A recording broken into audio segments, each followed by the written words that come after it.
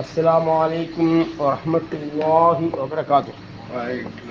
الحمد لله رب العالمين. اللهم صل على محمد وعلى آل محمد.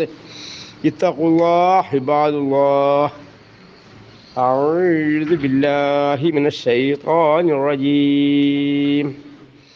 فإذا مس الإنسان ضر دعانا ثم إذا خولناه نعمة منا. ഇന്ന് തുടങ്ങുന്ന ആയത്ത് സൂറത്ത് സുമർ 49-ാമത്തെ വചനം. അല്ലാഹു തആല മനുഷ്യരുടെ അവസ്ഥകളെ സംബന്ധിച്ച് നമുക്ക് ആവർത്തിച്ച് വ്യത്യസ്ത രൂപത്തിലൂടെയുള്ള വിശദീകരണമാണ് നാം കേട്ടുകൊണ്ടിരിക്കുന്നത്, പഠിച്ചുകൊണ്ടിരിക്കുന്നത്. ഫൈദ മസ്സൽ ഇൻസാന, മനുഷ്യനെ ബാധിച്ചാൽ, ദുർറൻ ഉപദ്രവം, പ്രയാസങ്ങൾ, ഞെരുക്കൽ, ദുരിതങ്ങൾ മനുഷ്യനെ ബാധിച്ചു കഴിഞ്ഞിട്ടുണ്ടെങ്കിൽ ആ മനുഷ്യൻ്റെ അവസ്ഥ, ദാന, അവൻ നമ്മോട് പ്രാർത്ഥിക്കുന്നു, അള്ളാഹുവിനോട് പ്രാർത്ഥിക്കുന്നു. സുമ്മ ഇദാ ഹവ്വൽനാഹു, പിന്നീട് നാം അവനക്ക് അവധീനപ്പെടുത്തി കൊടുത്തിട്ടുണ്ട് എങ്കിൽ, ഞാമത്ത മിന്ന, നമ്മളിൽ നിന്നും വല്ല അനുഗ്രഹങ്ങളും, കാല, അവൻ പറയും, ഇന്നമാ ഊതീതുഹു അലാ ഇൽമിൻ, നിശ്ചയമായും അത് നൽകപ്പെട്ടിട്ടുള്ളത് ഒരു അറിവോടെ തന്നെയാകുന്നു. ബൽ ഹിയ ഫിത്റത്തുൻ, പക്ഷേ അത് പരീക്ഷണമാകുന്നു. വലാകിന്ന അക്സറുഹും ലാ യഅലമൂൻ, പക്ഷേ അധികം ആളുകളും അറിയുന്നില്ല എന്ന്. മനുഷ്യന്മാരെ പൊതുവായ സ്വഭാവമാണ്, പ്രയാസങ്ങളും ഞെരുക്കങ്ങളൊക്കെ ഉണ്ടാകുമ്പോൾ എന്ത് ചെയ്യുന്നു, അള്ളാഹു ധാരാളമായി ഓർക്കുകയും അള്ളാഹു പ്രാർത്ഥിച്ചുകൊണ്ട് വളരെയധികം വിനയത്തോടു കൂടി കഴിഞ്ഞുകൂടുക. അങ്ങനെ ആ അവസ്ഥയൊക്കെ മാറി ആശ്വാസങ്ങൾ, ദുരിതങ്ങളിൽ നിന്നൊക്കെ അകറ്റപ്പെട്ടിട്ടുണ്ടെങ്കിൽ പിന്നീട് എന്തല്ല ദുനിയാവിലെ ആ സമ്പത്തുമായി കഴിഞ്ഞുകൂടുക, അതിൻ്റെ പ്രവർത്തനം കാര്യങ്ങളും മറ്റും മുറിച്ചൊക്കെ ആയിട്ട് അത് ദുരിതം ആയി ഉണ്ടായിരുന്ന സന്ദർഭത്തിൽ എങ്ങനെയാണോ പടച്ചതമ്പുരാനെ അവിടെ അടുത്തുകൊണ്ട് പ്രാർത്ഥിച്ചു കൊണ്ടിരുന്ന് വിനയം കാണിച്ചു കൊണ്ടിരുന്നത്, ആ വിനയങ്ങളൊന്നും ഇതൊക്കെ നഷ്ടപ്പെട്ടു പോകും.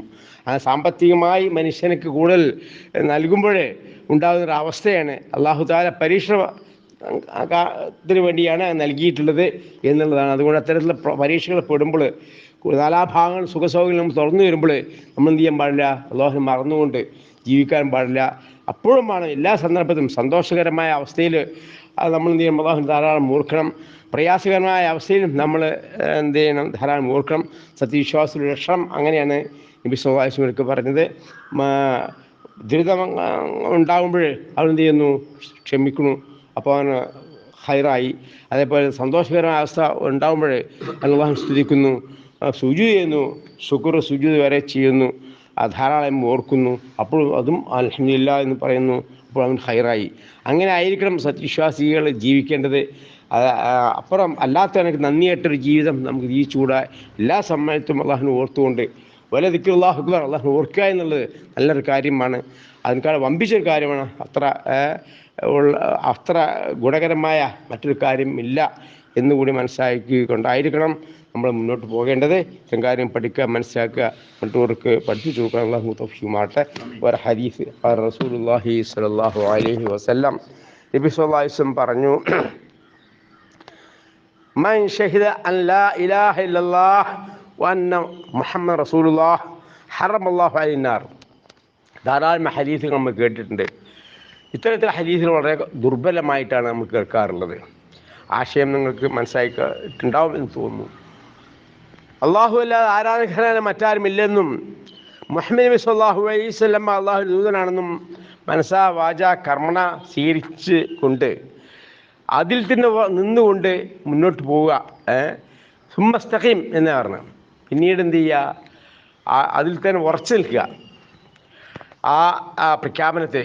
അങ്ങനെ ആയാൽ അല്ലാഹു തആല എന്ത് ചെയ്യുന്നു, അവന് നരകം ഹറാമാക്കും എന്നുള്ളതാണ്. സ്വർഗത്തിൽ പ്രവേശിക്കും എന്ന് പറയുന്നതും നരകം ഹറാമാക്കും എന്ന് പറയുന്ന വ്യത്യാസമുണ്ട്. നരകത്തിൽ പ്രവേശിച്ച ആളുകളും എന്ത് ചെയ്യുന്നുണ്ട്, സ്വർഗത്തിൽ പ്രവേശിപ്പിക്കപ്പെടുന്നുണ്ട്.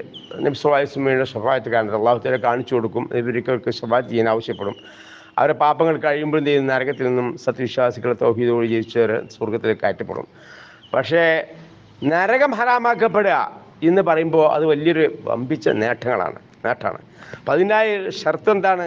പിന്നീട് അവിടെ എന്ത് ചെയ്യാം, തെറ്റാൻ പാടില്ല, ആ തൗഹീദിൽ തെറ്റാൻ പാടില്ല, ശിർക്കൻ പ്രവർത്തനങ്ങൾ, ബിദ്അത്ത് പ്രവർത്തനങ്ങൾക്ക് പോകാൻ പാടില്ല.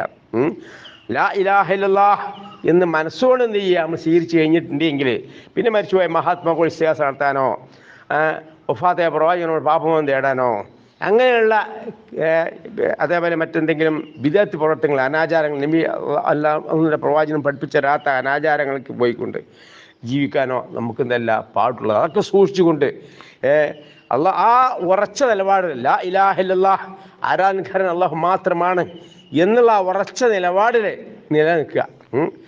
ഇബാദത്തുകൾ അള്ളാഹുവിന് മാത്രം അർപ്പിച്ചുകൊണ്ട് ജീവിച്ചു കഴിഞ്ഞിട്ടുണ്ടെങ്കിൽ അള്ളാഹു താല നരകം ഹറാമാക്കും എന്നാണ് പറഞ്ഞത്. അത്തരത്തിലുള്ള നരകം ഹറാമാക്കുന്ന രൂപത്തിലൂടെ തൗഹീദ് സ്വീകരിച്ചുകൊണ്ട് ആ വിശ്വാസത്തിൽ തന്നെ, തൗഹീദ് വിശ്വാസത്തിൽ നില ഉറപ്പിച്ചുകൊണ്ട് ശിർക്കിലേക്ക് പോകാതെ, ബിദ്അത്തിലേക്ക് പോകാതെ സൂക്ഷ്മതയുടെ കൂട്ടത്തിൽ അള്ളാഹു നമ്മെ എല്ലാവരും ഉൾപ്പെടുത്തി നരകത്തിൽ നിന്നും അകറ്റപ്പെട്ട് നരകത്തിൽ പ്രവേശിപ്പിക്കാതെ സ്വർഗ്ഗത്തിൽ പ്രവേശിപ്പിക്കപ്പെടുന്ന സത്യവിശ്വാസിയുടെ കൂട്ടത്തിൽ അള്ളാഹു നമ്മെ എല്ലാവരും ഉൾപ്പെടുത്തി അനുഗ്രഹിക്കുമാറാകട്ടെ. ആമീൻ. റബ്ബനാ ظلمنا أنفسنا وإن لم تغفر لنا وترحمنا لنكونن من الخاسرين. ربنا آتنا في الدنيا حسنة في الآخرة حسنة وقنا عذاب النار. اللهم إنا نسألك من خير ما سألك نبيك محمد صلى الله عليه وسلم، نعوذ بك من شر ما استعاذ منه نبيك محمد صلى الله عليه وسلم. ربنا تقبل منا دعاءنا إنك أنت السميع العليم. اللهم اغفر للمؤمنين والمؤمنات المسلمين والمسلمات.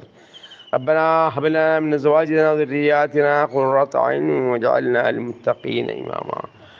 آمين آمين آمين برحمتك يا أرحم الراحمين. سبحان ربك رب العزة عما يصفون وسلام على المرسلين الحمد لله رب العالمين. سبحانك اللهم وبحمدك أشهد أن لا إله إلا أنت أستغفرك وأتوب إليك. السلام عليكم ورحمة الله.